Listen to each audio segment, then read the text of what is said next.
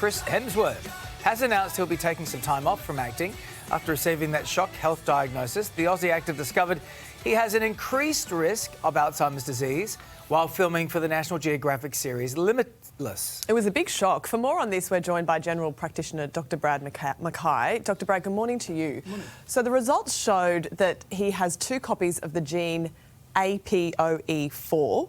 Am I saying that correctly? Yeah. APOE4. APOE4. Yeah. So, All right, nerd. what exactly is that? How serious is it? What does it mean for him? Yeah, so about 25% of the population has one of these genes, and about 2% of the population has both of these genes, so inherited from both mum and dad.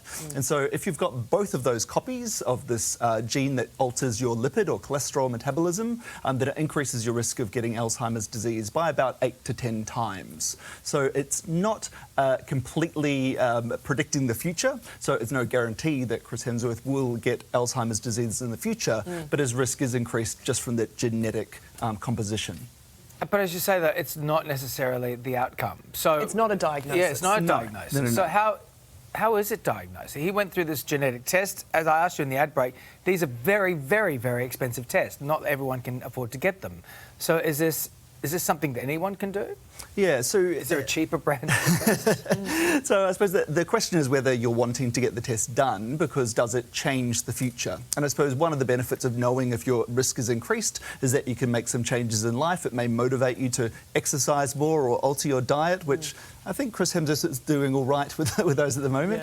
Yeah. But also like keeping a check on your cholesterol, your blood pressure, all of these other sort of like healthy factors. It's just a reminder of that, stuff that we should be doing anyway. But it can also cause a lot of undue worry as well. If you're told, oh, well, your risk is increased, but you can't do anything about it, if there's no treatment or cure for Alzheimer's, then it can often just cause a lot of worry. And so it's not sort of a genetic test that we want the whole population to be doing at this point of time. Because carrying those genes doesn't definitively mean that you will end up with dementia or Alzheimer's down the road. So what are the early indicators of Alzheimer's then? Yeah, so with this genetic construction, it's more associated with developing Alzheimer's later in life, so over the age of 60, and there are other genes that are associated with getting an early onset Alzheimer's. And so some of the changes that we see are people with memory loss, people getting lost, misplacing their keys, losing their car, having poor organisation skills. All of these things can be very subtle. They're often all, like noticed by other family members and not the person who is actually affecting. Everybody else gets frustrated with them. But it can also be a sign of other conditions as well, like anxiety or depression. So it's not specific for Alzheimer's. So it's those little early things that we need to be picking up on and thinking about it with our own relatives. Do you think that someone like Chris Hemsworth having a diagnosis like this is going to bring more attention to it and encourage more people to get checked?